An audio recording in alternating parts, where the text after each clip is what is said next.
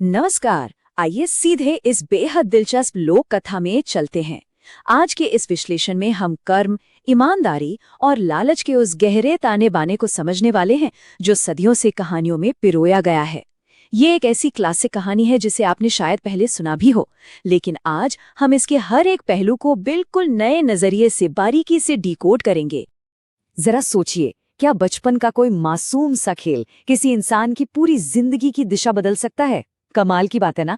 और यही सवाल हमारी आज की इस पूरी कहानी की नींव है। आगे हम देखेंगे कि कैसे अनजाने में किया गया एक छोटा सा काम प्यार और किस्मत के एक इतने बड़े सफर की शुरुआत कर देता है जिसकी कोई कल्पना भी नहीं कर सकता। तो चलिए कहानी की शुरुआत करते हैं हमारे पहले भाग से, एक विरासत और मासूम संकल्प यानी नियति की नींव। कहानी की जड़ें रामगढ़ गांव के माधव नाम के एक लकड़हारे से जुड़ी हैं। माधव बहुत ही ईमानदार और निस्वार्थ इंसान था। एक दिन वो रास्ते से एक पत्थर हटाता है ताकि आने जाने वालों को ठोकर ना लगे। लेकिन दुनिया की कड़वी सच्चाई देखिए, उसी पत्थर के नीचे एक काला नाग बैठा था जो उसे डस लेता है और माधव की वही मौत हो जाती है। सबसे बड़ी और दुखद विडंबना तो ये है कि जिस इंसान ने दूसरों की भलाई के लिए कदम उठाया, उसी के इस काम ने उसके अपने छोटे से बेटे भोला को पूरी तरह अनाथ कर दिया। अब देखते हैं कि समय के साथ चीजें कैसे आगे बढ़ती हैं। 0 वर्ष यानी जब माधव की मृत्यु होती है, उसके 3 साल बाद राजा की नजर इस अनाथ बच्चे पर पड़ती है और वो एक दयालु बढ़ई को भोला को गोद लेने का आदेश देते हैं। फिर आता है 10वां साल, जब भोला की मुलाकात होती है कुम्हार की बेटी गौरी से। इन चंद सालों में बहुत कुछ बदल जाता है। भोला अपने दत्तक पिता से लकड़ी पर बेहतरीन नक्काशी करना सीखता है और साथ ही गौरी के साथ उसका एक अटूट बंधन भी बन जाता है। अब यहाँ एक बहुत ही दिलचस्प मोड़ आता है, बचपन का फेरा नाम की एक परंपरा। होता क्या है कि कुएं में एक रस्सी गिर जाती है और उसे निकालने के बदले में भोला और गौरी बरगद के पेड़ के चारों ओर दौड़ने का एक मासूम सा खेल खेलते हैं। उन्हें पता भी नहीं था कि उनकी सांस्कृतिक परंपरा में अनजाने में लिए गए ये चक्कर जीवन भर के लिए विवाह की प्रतिज्ञा माने जाते हैं।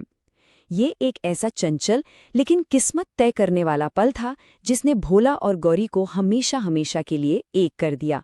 सालों बाद कहानी में एक बड़ा भूचाल आता है। बढ़ते हैं दूसरे भाग की तरफ, गांव से निष्कासन यानी राजशाही और नियति का सीधा टकराव।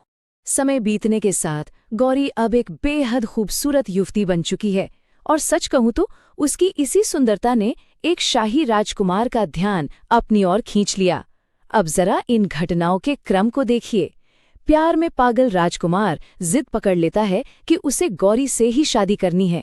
राजा भी बेमन से मान जाते हैं और कुंडली मिलाने के लिए पंडित को भेज देते हैं। लेकिन सबसे बड़ा झटका तब लगता है जब एक युवक बीच में आकर बरगद के पेड़ वाले उस बचपन के खेल का खुलासा कर देता है। नतीजा, गांव की पंचायत बिना किसी रहम के भोला और गौरी को गांव से बाहर निकाल देती है। गौरी के शाही सपने बस एक पल में चकनाचूर हो जाते हैं।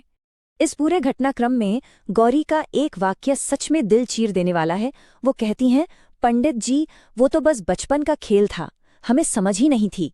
ये उस दर्दनाक पल को दर्शाता है जहां मासूमियत सीधे तौर पर कठोर परंपराओं से टकरा जाती है। पंडित के लिए विवाह कोई खेल नहीं है भाई, बल्कि एक पवित्र और अटूट बंधन है, और बस इसी एक मान्यता के कारण उनका वनवास तय हो जाता है। चलिए अब कहानी के तीसरे खंड की ओर रुख करते हैं, लालच का जाल, गलत इंसान पर भरोसा। तो होता क्या है कि गांव से निकाले जाने के बाद ये थका हारा जोड़ा बुढ़िया नाम की एक बेहद चालाक महिला की सराय में शरण लेता है। और यहाँ दोनों की नीयत का फर्क एकदम साफ दिखाई देता है।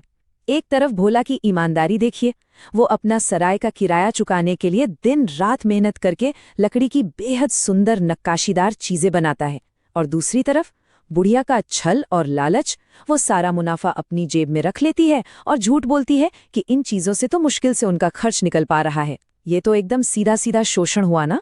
और इसी लालच में अंधी होकर वो भोला को कीमती चंदन की लकड़ी लाने के लिए एक खतरनाक जंगल में जाने का झांसा दे देती है। अब यहाँ कहानी की गति थोड़ी तेज और भयानक हो जाती है। भोला के जाते ही लालच अपना असली रंग दिखाता है। बुढ़िया कितनी क्रूर हो सकती है, इसका अंदाजा आप इसी बात से लगा सकते हैं कि वो तुरंत एक अमीर सौदागर को बुलाती है और 20 सोने के सिक्कों के बदले गौरी को धोखे से उसे सौंप देती है। और बात यहीं खत्म नहीं होती। वो सौदागर आगे चलकर गौरी को राजा के महल में एक शाही दासी के रूप में बेच देता है।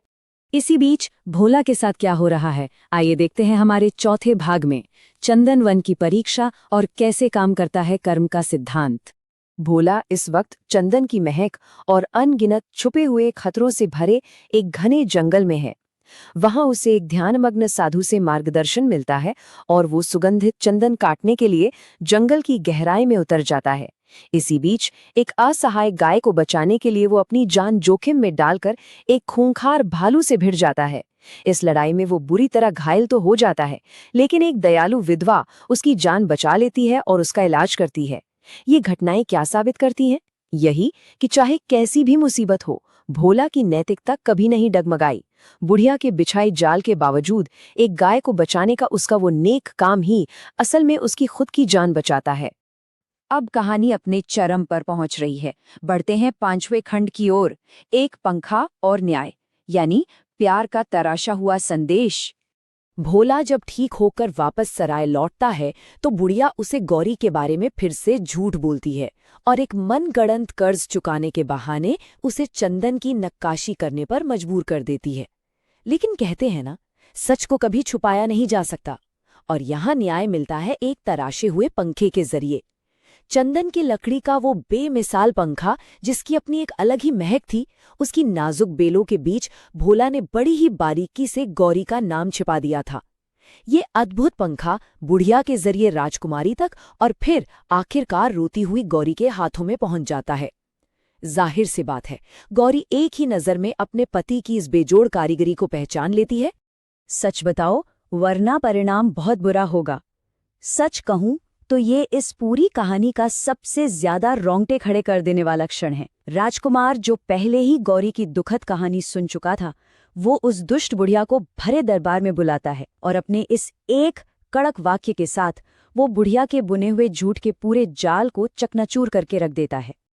अब जरा ठहरते हैं और देखते हैं कि इन सब का अंत कैसे होता है।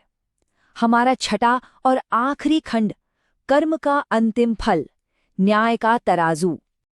आखिरकार महल में भोला और गौरी का वो भावपूर्ण पुनर्मिलन होता है जिसका हमें इंतजार था। हर साजिश का कैसा शानदार अंत होता है, जरा देखिए।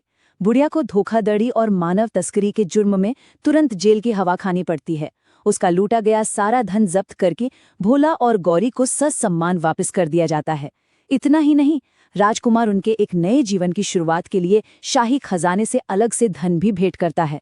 और सबसे सुखद बात तो ये है कि भोला को बाजार में बेसुध और गरीब अवस्था में पड़े अपने दत्तक पिता भी मिल जाते हैं, जिन्हें वो खुशी खुशी अपने साथ घर ले आता है।